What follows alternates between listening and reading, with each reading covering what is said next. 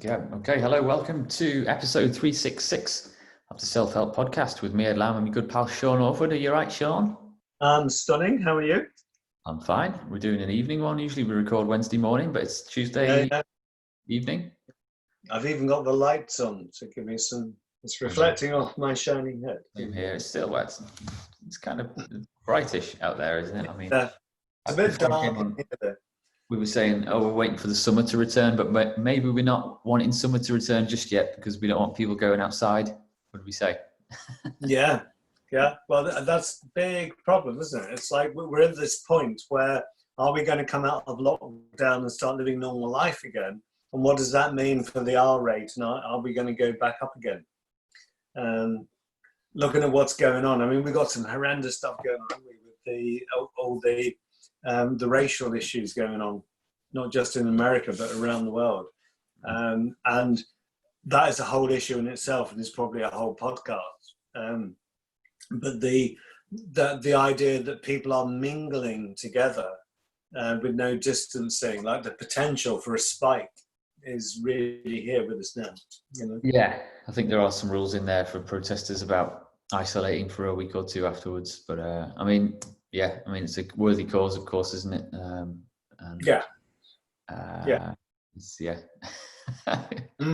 Strange times, man. We'll talk about that in another show, maybe. We are talking about sleep this week, though, because actually, we were going to do it last week, but glad we got around to it because my sleep's a bit out of kilter at the moment. My sleep pattern is a bit out, so we'll talk about the ups and downs of that. Live in the present for .co.uk for all the show notes and links. Sean's written a blog post to accompany this. I must say that we've got an issue with our iTunes feed at the moment that I'm trying to resolve. So if anyone's having any trouble getting the podcast through iTunes, I apologize. To be honest, I can't figure out what's gone wrong. Nothing's changed on the website or the feed. It's just iTunes isn't picking it up anymore. So I am on it, and I thank you for the people that have emailed me to let me know. I'm on the case.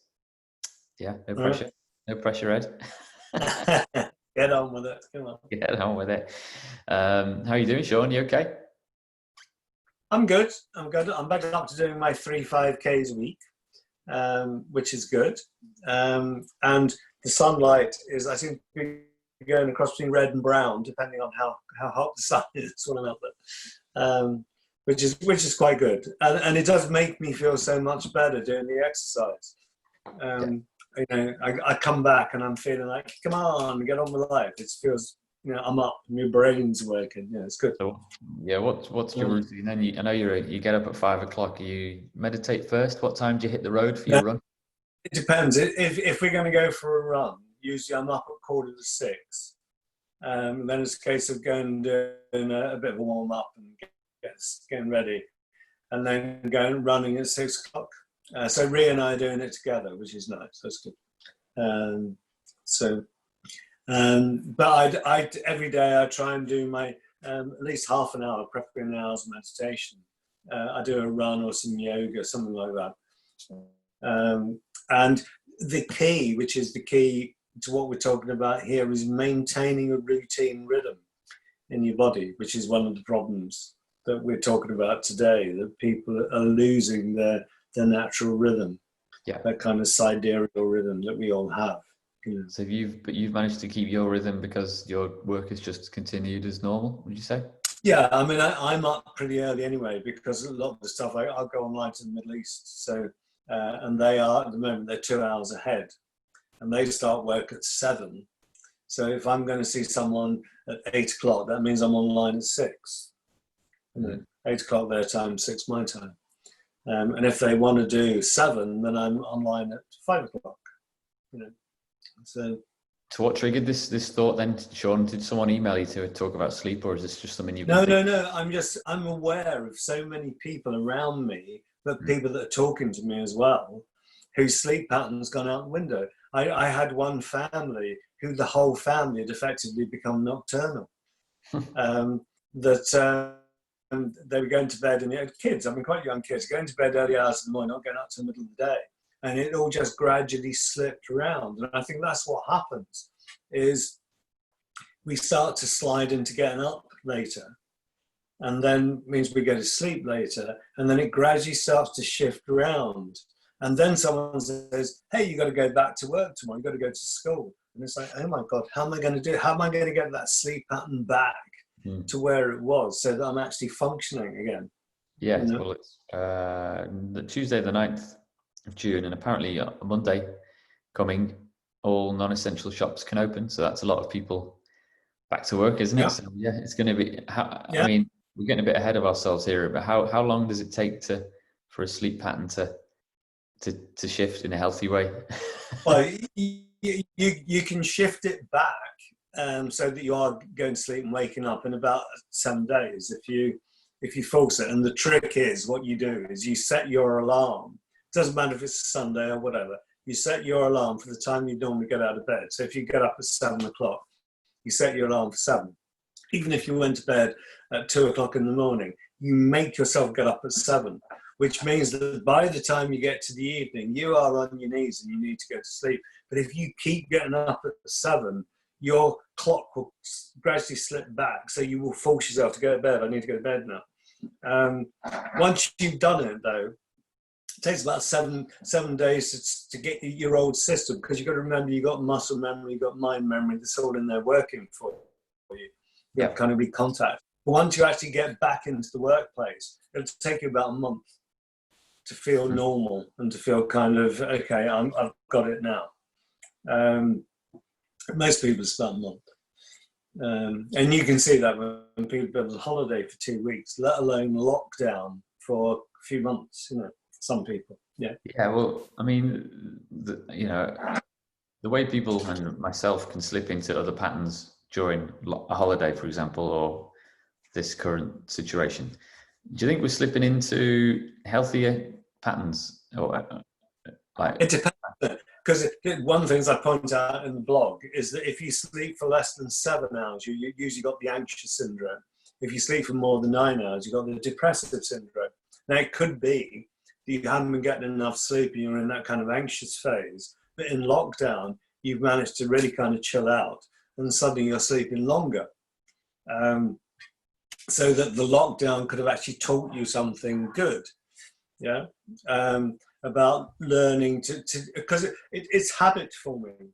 Okay, there may be some medical issues. Usually it's a habit. If you got into the habit of only eating 5 hours a night, that's the way your system's working. But the downside of that is it has a huge emotional effect and a huge psychological effect and a huge physical effect on your system. People that sleep a reasonable amount of time, as in 7 to 9 hours, they have stronger immune systems. They have less aches and pains, less inflammation. Their bodies are healthier. And at the moment, it's like we need healthy bodies because our immune system might be called upon to deal with some difficult stuff. Mm-hmm. Yeah. So we do need to be looking at our sleep pattern very seriously. It's like the pillars of health. Most scientists that work with nutrition will say the pillars of health are exercise, nutrition, things like hydration, we don't drink enough water, and sleep. I'd add into that things like you need to be doing things that make you feel good. You do need to have some input. If you're doing the kind of job that you hate, or you're living with the kind of people you don't want to be with, it doesn't matter how much sleep you have and how good your nutrition is, you're not going to feel good. You know what I mean? So there is a balance. But from those basic pillars like nutrition, sleep, exercise, 3 really fundamentals. One of the things I was saying to you earlier is that in going out and running again, I'm seeing more and more people running and on bikes, which is good. I'm seeing some big people out there, and which is a really fabulous thing because they're getting that weight off. And I don't know whether they put that weight on in lockdown because they'd lost their rhythm and they were just sat there kind of eating carbs and and stuff, rather than actually getting on with their lives that they normally would. Keeping that heart rate going. Yeah. So how's your life changed in lockdown? What's happened for you? It's changed a lot. I mean, it's changed a lot, and it's changed not much, weirdly. So, I mean, my routine in terms of getting out of the house early with the boys, or getting up early-ish to get them ready, fed, dressed, getting the bags ready, making sure I've got my stuff, getting off to school, and then getting down to the office. I kind of miss that little rush in the morning, which can be stressful every now and again, but it's generally, a good laugh. Yeah. So much more relaxed mornings generally. My personal body clock has shifted a bit. I'm staying up later and getting up later because my lads have reached the age where they can take care of themselves in the morning now, and in fact they deliberately, they try and be as quiet as possible when they go downstairs, like because they know the longer they leave me and us upstairs asleep, the longer they can watch telly for and play on the Nintendo. So I can hear them creeping downstairs, whispering to each other. Yeah, and shutting the door really quietly. So that's quite cool.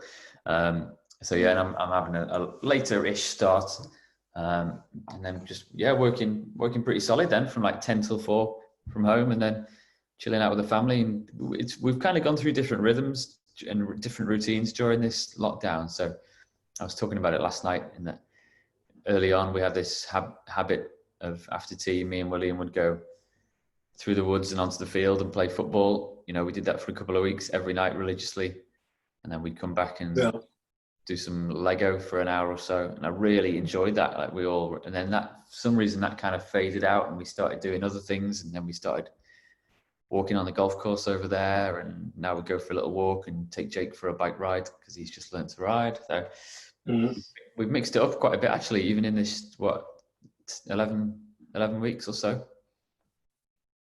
Still developing habits. But it's like 11 weeks. It's like nearly a quarter of the year. It's a lot of time, isn't it? Really.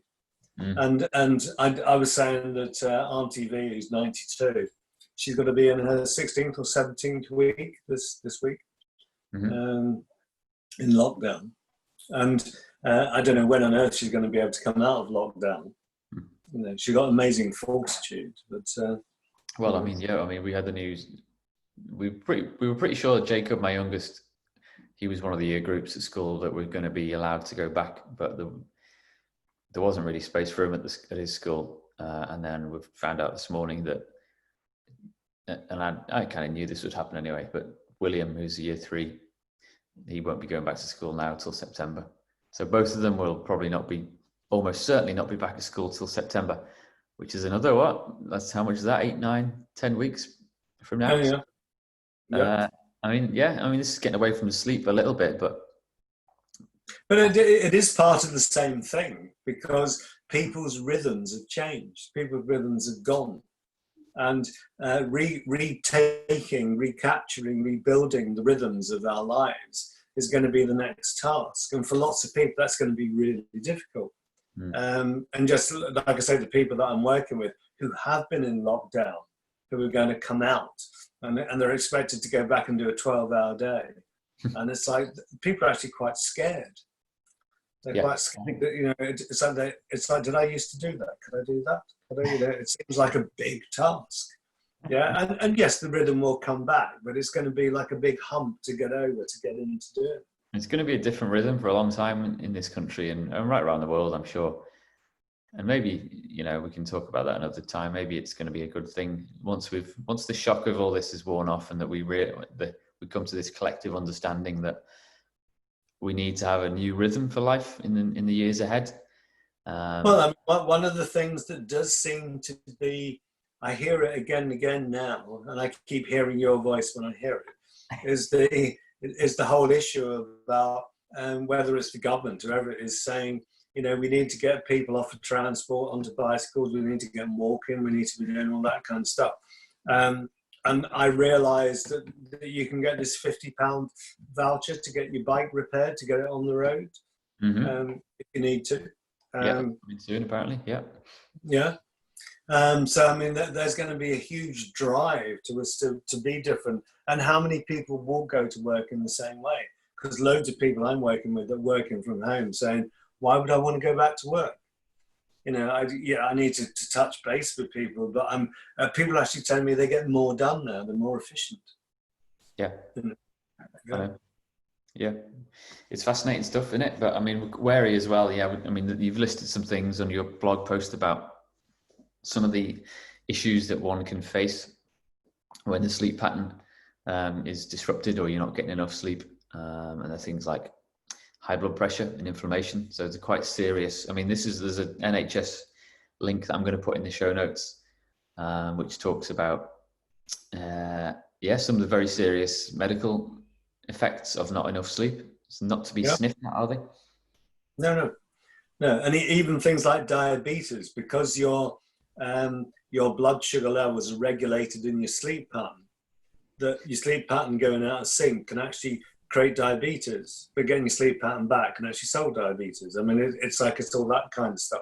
The issues of mood disorders, even things like violence. And one of the things, it's been quite highlighted in the news, the amount of women who are having to deal with crazy men in lockdown, that in frustration and lack of sleep can start to become violent or aggressive.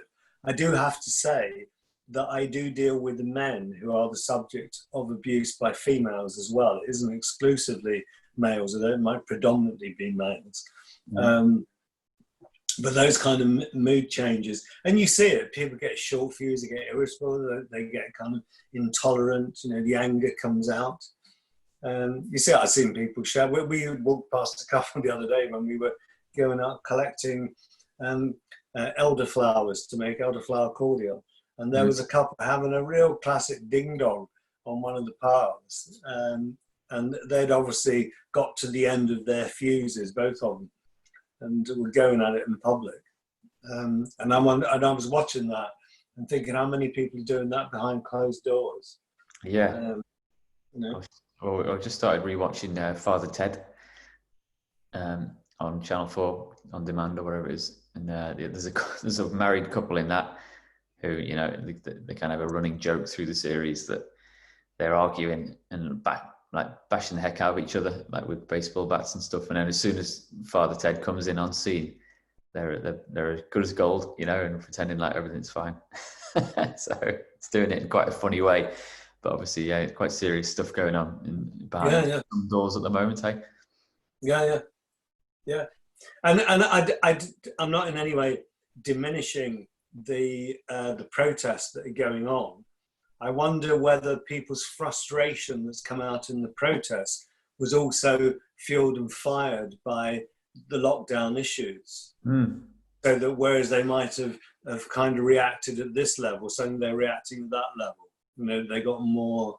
Yeah, I wondered about that, and I mean, summer's on the way as well, so temperatures have been rising, and there's obviously other economic and political pressures going on around the world as well. And I just feel like the temperature's rising right around the planet, literally as well.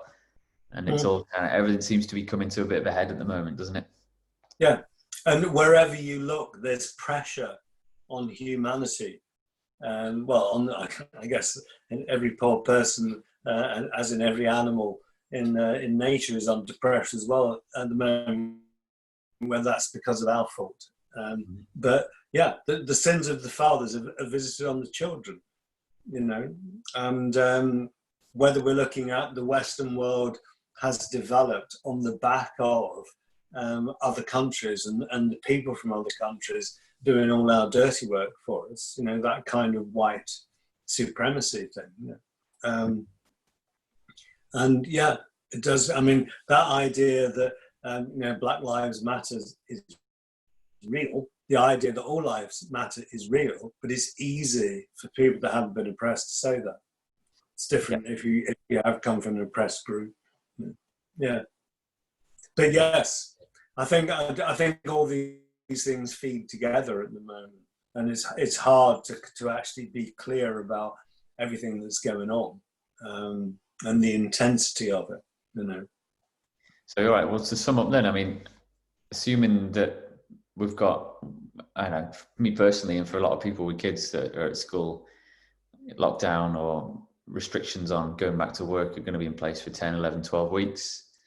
So we're kind of halfway through it in some respects. What kind of tips have you got, Sean, for nudging your sleep pattern and your rhythm back into a I think that everybody has to be really kind of brutal in their self-audit. You know, what is your diet like? What's happened to your diet during lockdown? Because I know too many people that slipped into Carb Alley and like the amount of crisps and everything that they're eating, and that's where the weight comes from. So it's like nutrition is really important. What exercise are you getting? I mean, okay, you've got young kids, you're used to cycling, so you're likely to be doing quite a lot. But there are lots of people like the family that I was saying that have slipped into nocturnal life, where exercise has gone out the window completely. You know? Like the hydration, what are you drinking? We have this massive increase in alcohol consumption at the moment, which isn't good. And that's feeding through into the hospitals. When I'm working with doctors in ITU, the amount of people that are in ITU with alcohol-related issues is growing. Yeah, and it's because people are belting the booze in lockdown. Yeah, I mean, well, I don't know about if we're starting to see the end of it, but I know hospitals early on were, you know, people were that afraid to go to hospital. They were putting off being checked out for a lot of quite serious issues, I'm sure. You know, people not getting checked out for lumps and bumps that they should be going to get seen out. So I don't know if that's coming to an end now, or that we're going to have this wave of other illnesses coming, you know, so we need to look after ourselves, don't we? Yeah, one of the things that is always talked about is the idea that there will be a wave of deaths that come from people that didn't get treated or couldn't get treated or whatever. And that's probably going on already, but we're not identifying it. You know, we're looking at COVID deaths rather than deaths that may be the result of COVID, but not directly due to COVID. Yeah. So, any top tips in terms of just sleep in general? Then, I mean, we slept in the garden 3 nights running last weekend in a tent, I should say. Yeah. And we all slept like babies. I don't know if it's something about the fresh air or the sound of the trees and the birds whistling away in the morning, but we all slept amazing. Maybe we should say to everybody listening to this, you need to go and sleep outside in your garden. Yeah. Well, I know that was in a proper tent with a zip on it, but last year, William and I, my eldest, well, actually, it was the gift you got for him for his birthday.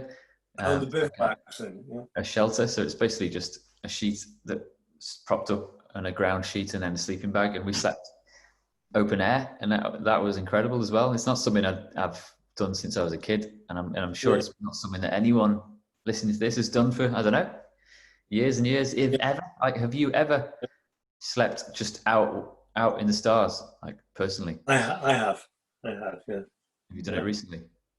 Not recently, no. Maybe that's a challenge for this summer, maybe. Yeah, but maybe the minimum on that is you should open your windows. Yeah. And get some fresh air going around. You know, that's cool. For that. Especially when it's to warm up. I've got to have every window in the house open in the evening, upstairs. Yeah, you got the breeze coming through. Yeah. And it's so. No, I think the keys are make sure your nutrition's right and your exercise is right. You have to do that. Everybody needs to do that. It's self-care, isn't it? But then move your sleep pattern. Make sure you start getting up at the time when you normally would when your life before lockdown, and start to teach your body, get the habits back. It will come fairly quickly on that. The other thing is, I mean, I put a resource in, and it's the different apps. It's an article about medical ways of looking at sleeping, but there's a whole series of apps and ideas on there that are good. And sometimes, if you've got problems switching your sleep pattern, using some kind of app where you can actually, someone says relax or something like that, and you can go on our site and get the beach, which has the same kind of effect. Yeah, just so that you can just chill out and get your body back into a decent rhythm. If not, when you go back to work, the shock is horrendous. Mm-hmm. You come back from doing your day's work and you are on your knees, and you can be like that for quite a while if you don't grab hold of it now before you go back. Yep, definitely. I mean, okay, my resource I'm going to mention is I've written it in, but I'm going to do another one. I'm going to say sleep outside. So I'm going to of our listeners commit to sleeping outside. Yeah, I like that. In a tent or otherwise at some point in the next few weeks, because yeah. When I go on the meditation intensive courses, I always take a tent as opposed to sleeping in a dormitory. I'd rather be outside with nature and enjoying that. Isn't it? Cool. So I do like that. Yeah, it's good. Brilliant. All right. I've had a couple of emails from listeners about stuff we can talk about in the coming weeks, so we've got stuff to get through. Not that we're stuck for ideas at the moment, because there's a lot going on in the world, isn't there, Sean? No kidding. You're not kidding. Yeah. Tough time. Yeah. Crazy. But we'll get through it, won't we? We will. And you happy? I'm always happy. It's my middle name, Sean Happy Orphan. All right, well, we're all done then. We'll be back next week for more. liveinthepresent.co.uk for all the show notes and links. And until then, Sean, you take it easy. Yeah, you take care. Look after yourself. See you, everyone. Bye.